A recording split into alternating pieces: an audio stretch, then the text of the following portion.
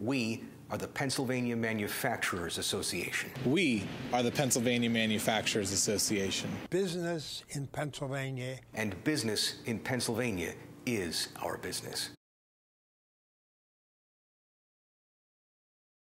Welcome back to Ask the Governor from Radio PA and Top Flight Media. I'm Brad Chrisman with Governor Tom Corbett, and we're at the point of the program where we're going to go to some listener emails. You can get a question or comment for the next Ask the Governor program in June by going to pamatters.com, clicking on the link for Ask the Governor at the top of the page.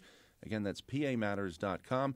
We also put up video clips from the show there and post audio from the entire program each and every month. We give listener emails to the governor's office so they can be researched, and the governor can provide you with specific answers to these concerns. One of the big concerns every month, Governor, is property taxes, and I don't put it in every month, but every few months I like to bring it up. So we're going to start with James, who writes in. It has now reached the point where school property taxes are literally creating the equivalent of a second mortgage in cost on many people's homes. There must be a better, more fair way we can pay for schools, especially for people who do not use them. It would make so much more sense to raise the income and sales taxes slightly so everyone pays for schools instead of only homeowners.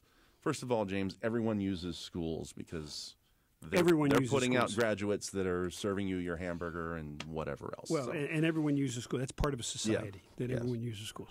But let's talk about first, before we talk about revenue, let's talk about the spending. Because I've been going around the state, as you well know, up to the primary, and I was in a lot of towns, looked at the local newspapers, and there were, a lot of the school districts right now are talking about their budgets, and they're doing preliminary drafts to their budgets for the next school year. Almost universally in there was either a statement that they were going to have to raise millage or they weren't going to. But when they were raising millage, they universally said it was due to salaries and benefits, because that's what drives a school. Mm-hmm. Okay, sometimes it's a little bit of maintenance, but salaries and benefits. And when we're talking about salaries, we're talking about the salaries of all the employees. When we're talking about benefits, we're talking about health care benefits and the cost of health care. And as we see that continues to go up, and particularly under the Affordable Care Act, you watch is going to really continue to go up. And we're talking about pensions. And I know we just broke from the discussion on pensions. You cannot walk away from the issue of pensions. And third, it comes on the issue of special education funding. Special education funding started a number of years ago. It was the federal government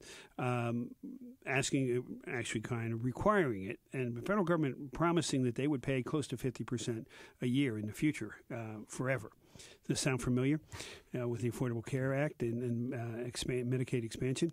But unfortunately, today they only pay 17 to 18%. They didn't keep their promise, and it falls upon the school districts and the taxpayers of Pennsylvania and taxpayers of the school districts to pay that. So we have to look at what is the driving force. It's the pensions, it's the salaries and benefits, and special education, not necessarily in any one of those orders. So if we take a look at that, what can we control? First off, I always urge the taxpayers, let your voice be heard when you're voting on school boards.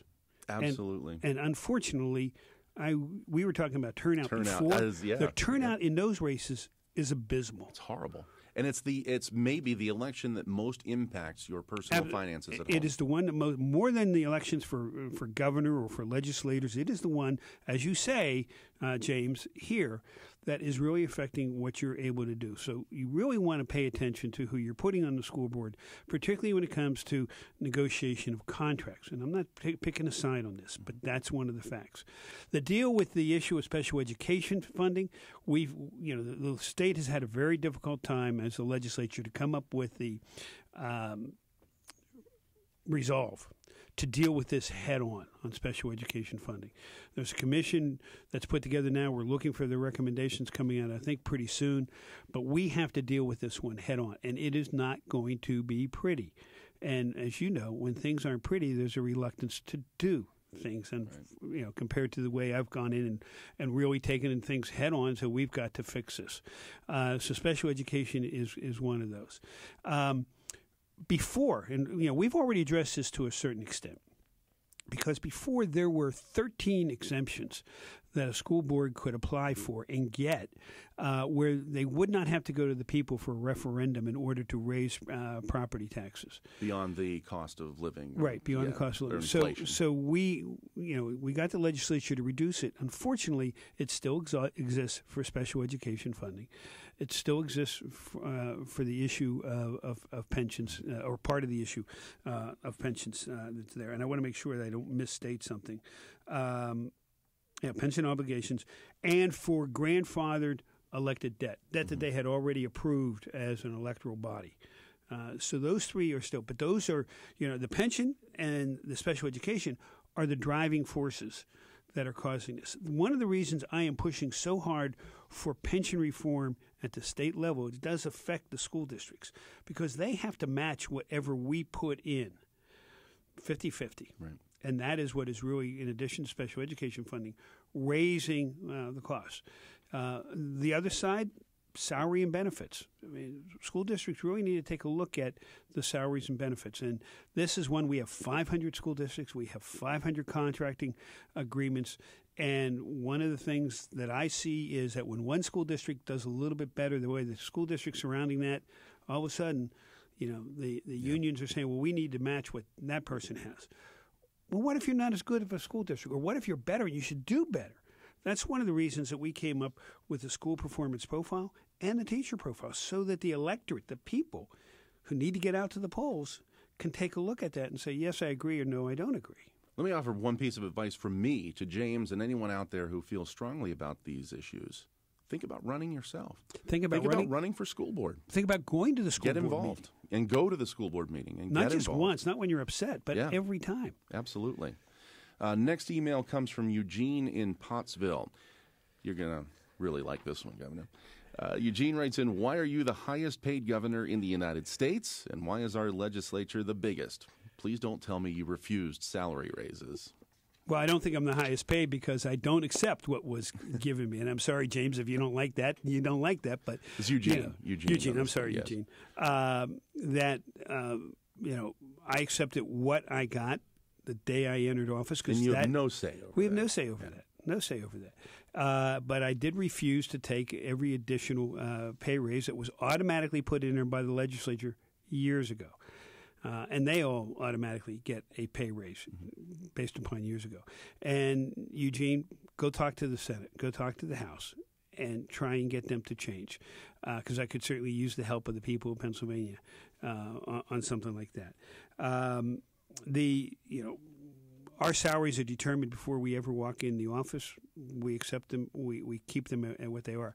But I will tell you, with my cabinet and myself, we have not taken the pay raises that were authorized each year going forward.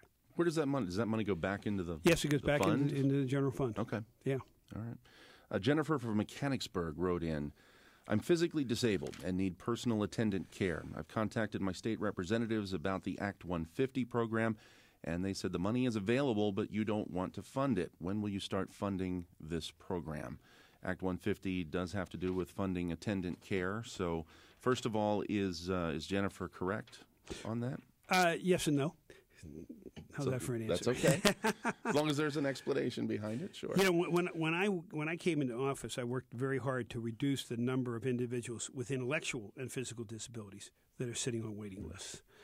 We, in prior budgets, we were giving out a great deal of money, just cash assistance. And you recall I took a great deal of heat for saying the state can no longer just give cash assistance to people because we didn't have the money for programs like Act 150 and for programs with people with physical and severe physical and intellectual disabilities, people who can't take care of themselves.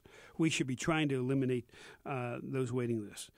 We are funding the Act 150 program, but over time there's been really a huge demand for services that we were forced to establish a waiting list there, which I would like to eliminate on this. One of the reasons that we're trying to get people involved in more than just receiving funds but trying to work through our workforce investment boards and our career links to help people find the jobs so that we can get them off of those roles. Teach a man to fish. Right? Well, teach a man to fish, but also become, taxpayers in Pennsylvania.